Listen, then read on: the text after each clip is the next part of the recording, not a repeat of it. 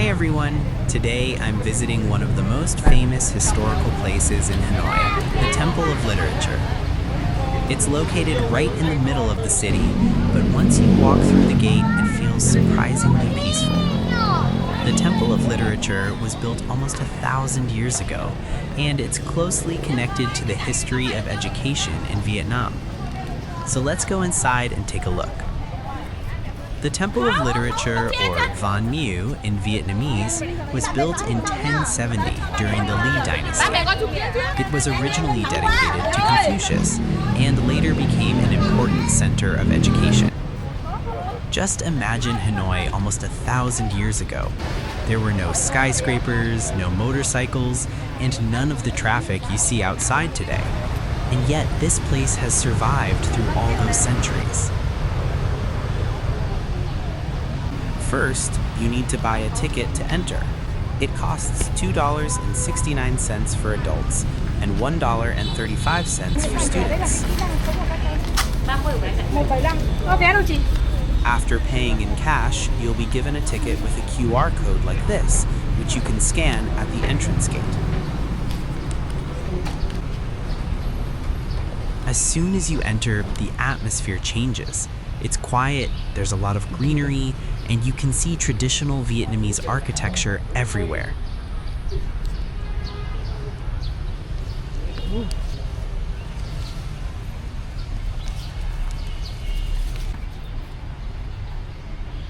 One thing I really like about this place is the layout.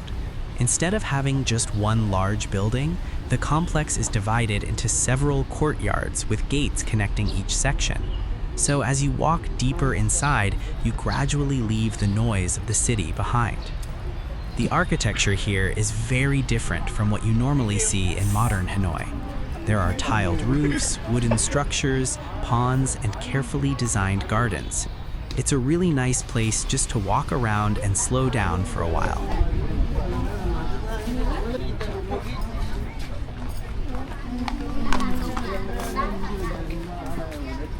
One of the most interesting parts of the Temple of Literature is this area.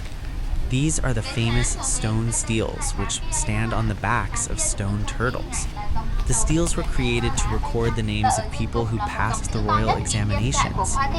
Và ở giữa chính là thông tin bài ký, ghi lại thông tin của các vị tiến sĩ bao gồm họ, tên, quê quán và thứ hạng đạt được. Cuối cùng, cấu tạo của một tấm bia chính là các cụ rùa ở đây. Rùa chính là một trong 4 tứ linh là Long Ly Quy Phụng, và rùa cũng chính là loài vật mà sống lâu nhất. Nên khi mà đặt các tấm bia đá này lên trên mai rùa là với mong muốn tên tuổi của các vị hiền tài này sẽ được lưu danh mãi mãi. Và khi mà quan sát cả một dãy bia này, các bạn ơi, chúng mình quan sát cả một dãy bia như này thì các bạn thấy là các tấm bia này có điều gì đặc biệt không? Có cái to cái bé chính xác ạ. Chào với các bạn, tại vì tất cả các tấm bia đá này không được xây dựng trong cùng một thời kỳ mà trải dài qua hơn 300 năm. Bây giờ đố các bạn tìm được 3 đợt dựng bia lớn chính ở đây nhá. Đợt thứ nhất này, rùa ngẩng cao đầu, mỏ chim, và ở trên mai rùa là một khối tròn nhẵn nhụi không có họa tiết hoa văn. Là những cụ rùa của đợt nào nhỉ các bạn nhỉ? Các bạn nhìn thấy là cụ rùa đợt 1 đâu? Đây, ngay trước mặt các bạn đây. Đây các bạn ơi. Này, đây chính là những cụ rùa của đợt thứ nhất này. Các bạn nhìn thấy là ở trên mai rùa không có một họa tiết gì hết, chỉ là một khối tròn nhẵn nhụi thôi. Đây chính là đặc điểm của rùa của đợt dựng bia thứ nhất. Đợt thứ hai nhá. Tìm rùa của đợt thứ hai này. Đợt thứ hai thì mắt và mũi rùa tạo thành một hình chữ T, và ở trên mai rùa đã xuất hiện một G nhỏ chảy dọc sống mai. Các bạn có nhìn thấy là cụ rùa đợt thứ hai ở đâu không? Đây, giới thiệu với các bạn nha. Đây chính là cụ rùa của đợt dựng bia thứ hai. Và cuối cùng, đợt dựng bia thứ 3 giới thiệu với các bạn chính là những tấm bia này. Thường thì sẽ là to nhất, và ở trên mai rùa xuất hiện họa tiết lục lăng cũng như là có ngấn cổ, ngấn chân. Các bạn nhìn thấy là cụ rùa này có tả giống như là cụ rùa ở ngoài đời thật không nhỉ? Các bạn nhìn xem cụ này có giống như cụ ở ngoài đời thật không? Có giống rùa ngoài đời thật không? Vậy là chúng ta đã có 3 đợt dự. Xin mời các bạn chúng ta đến với một trong những tấm bia lớn tuổi nhất được đặt tại Văn Miếu, cụ rùa của khoa thi năm 1442. Xin mời các bạn chúng ta di chuyển ra tòa đình bia. Các bạn ơi, khi mà các bạn nhìn cụ rùa này thì các bạn nghĩ là cụ rùa này được xây dựng vào đợt thứ mấy? Đợt đầu tiên chính xác ạ. Xin mời các bạn cho bạn một tràng pháo tay nào. Quá giỏi luôn. Đây chính là cụ rùa của đợt dựng bia đầu tiên đấy các bạn ạ. Và trên tấm bia này còn khắc một câu nói của cụ Thân Nhân Trung, được chọn là kim chỉ nam của ngành giáo dục Việt Nam từ xưa cho đến tận ngày nay, là hiền tài là nguyên khí của quốc gia. Nguyên khí mạnh thì thấy nước vững và thịnh, nguyên khí yếu thì thấy nước kém và suy. Chính vì vậy cho nên các bậc đế thánh minh vương không ai là không lo xây dựng hiền tài. Bật mí với các bạn nhé, ở phía sau lưng các bạn có một góc ảnh này. Góc ảnh này vừa có giếng Thiên Quang, vừa có khuê Văn Các giới thiệu với các bạn. Góc ảnh này chính là góc ảnh đã xuất hiện ở trên tờ tiền 100.000 màu xanh lá cây của chúng ta đấy ạ. Có phụ huynh nào có tờ tiền 100.000 màu xanh lá cây ở đây thì có thể cho các bạn. Đấy, các bạn có nhìn thấy là cái tờ tiền này giống với cái góc đang đứng ở đây không? Đúng. Tờ tiền nhìn thấy chưa? Vừa có giếng, vừa có khuê Văn Các, đúng không ạ? Đúng, ý chí đúng. 82 tấm bia tiến sĩ ở đây thì không chỉ mang một ý nghĩa là chỉ để lưu danh các nhà hiền tài khoa bảng, mà còn có ý nghĩa là để khích lệ học tập, khuyến khích điều lành và ngăn ngừa điều ác. Chính vì vậy cho nên vào năm 2011, UNESCO đã công nhận 82 tấm bia này là di sản tư liệu thế giới. Và vài năm sau, vào năm 2015, Thủ tướng nước ta đã công nhận đây chính là bảo vật của quốc gia. Rồi bây giờ chúng ta sẽ đến với lớp không gian thứ tư của Văn Miếu có tên là khu điện Đại Thành nhá. Nào các bạn ơi, chúng mình di chuyển nào. Nắng lắm.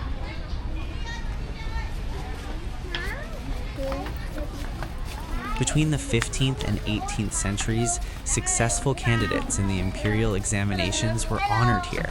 Their names and achievements were carved into stone. There are dozens of these steels, and they represent how important education and academic achievement were in Vietnamese society. And apparently, students still come here before important exams. You can sometimes see students taking photos here or visiting with their families. So even though this place is hundreds of years old, it still has a connection with students today.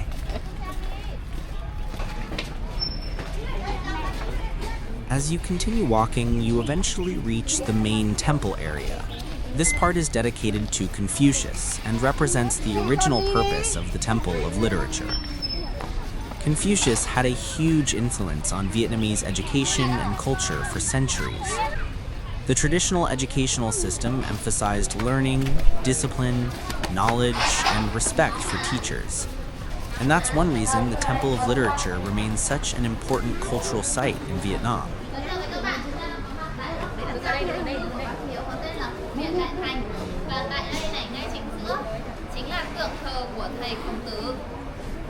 Thầy Khổng Tử chính là người đã sáng lập ra học thuyết Nho giáo, là một trong những học thuyết có ảnh hưởng rất lớn tới Việt Nam thời bấy giờ, và được thờ của ta từ thế kỷ 11 với hai vai trò là nhà tư tưởng và nhà giáo dục.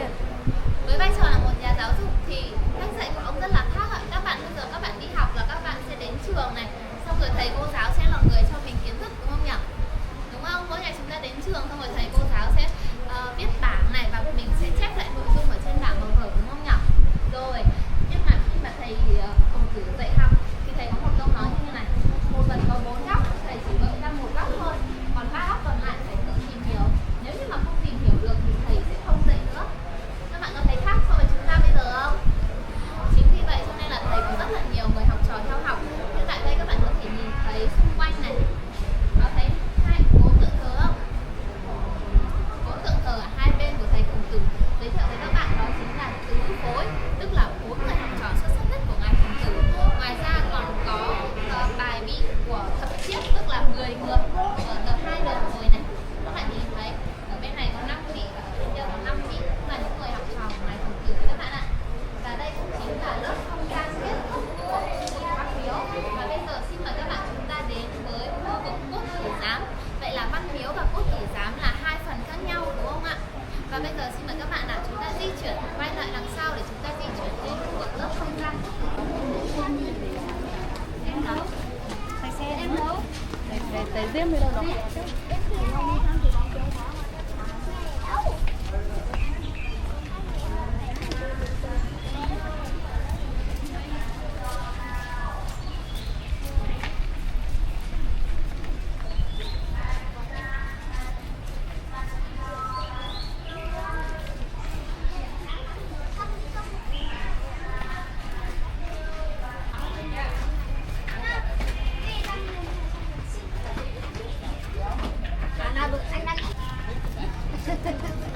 lại nha.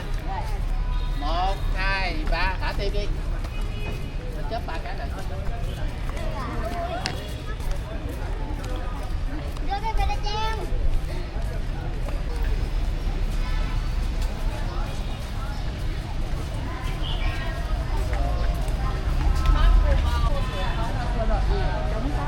Rồi các bạn ơi, hiện tại chúng ta đang có mặt tại Hồ Thái Học, được xây dựng ở trên nền của ngôi trường Quốc Tử Giám xưa, và ở phía bên tay phải của cô này. Giới thiệu với các bạn, đây là tượng thờ của thầy giáo Chu Văn An. Thầy giáo Chu Văn An là người làng Thanh Liệt, Thanh Trì, Hà Nội, và theo như Đại Việt Sử Ký Toàn Thư thì thầy là người có học vấn chuyên sâu, tính tình cương trực, đã từng mở một ngôi trường tại quê nhà của mình, đào tạo nên rất nhiều nhân tài cho đất nước. Và bởi vì rất là cảm phục trước tài năng và đức độ của thầy, cho nên là vua Trần Minh Tông đã cho mời thầy lên Kinh Đô để dạy học cho hai thái tử là Trần Vượng và Trần Hạo, cũng như giữ chức tư viện của ngôi trường Quốc Tử Giám, tương đương với chức vụ hiệu trưởng của trường chúng ta ngày nay. Thầy đã giữ chức này qua 3 đời nhà Trần, đến thời vua Trần Dụng Tông. Khi chứng kiến triều đình loạn lạc, thầy đã dâng lên đất Trảm Sớ để chém đầu 7 viên quan định thần. Tuy nhiên không được vua chấp thuận, nên thầy đã cáo quan về quê ở tại núi Phượng Hoàng, Chí Linh, Hải Dương. Và sau này khi thầy mất vào năm 1370, vô cùng thương tiếc thầy nên vua Trần Nghệ Tông đã cho đặt phối thờ của thầy tại Văn Miếu, là tại khu vực Điện Đại Thành, nơi mà chúng ta vừa tham quan, có đặt tượng thờ của ngài Khổng Tử đấy ạ.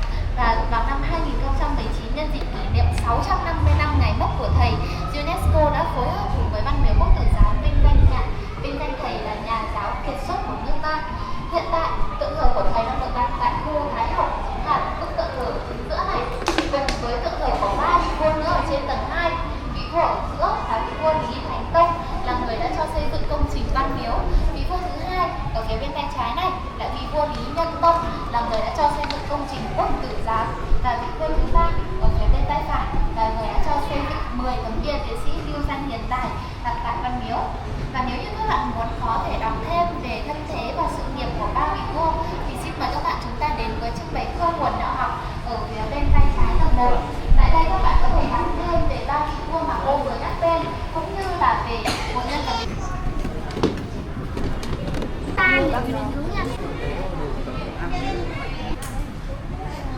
Đây, đây. Đi. Con là tìm nó làm thế này.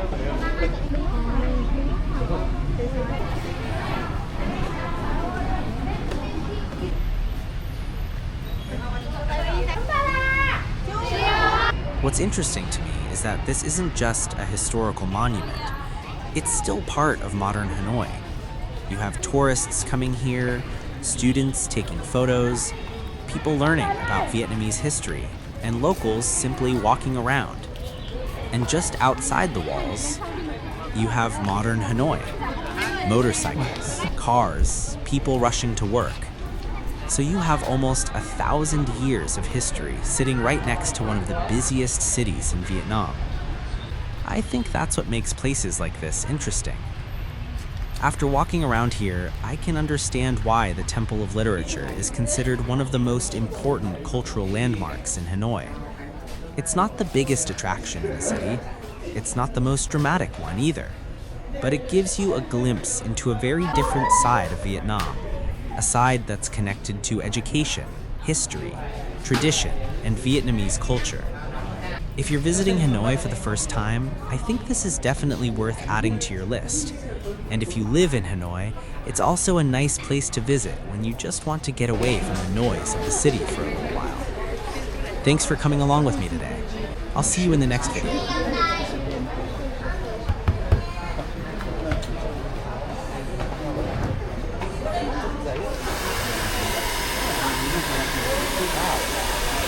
Now I know that.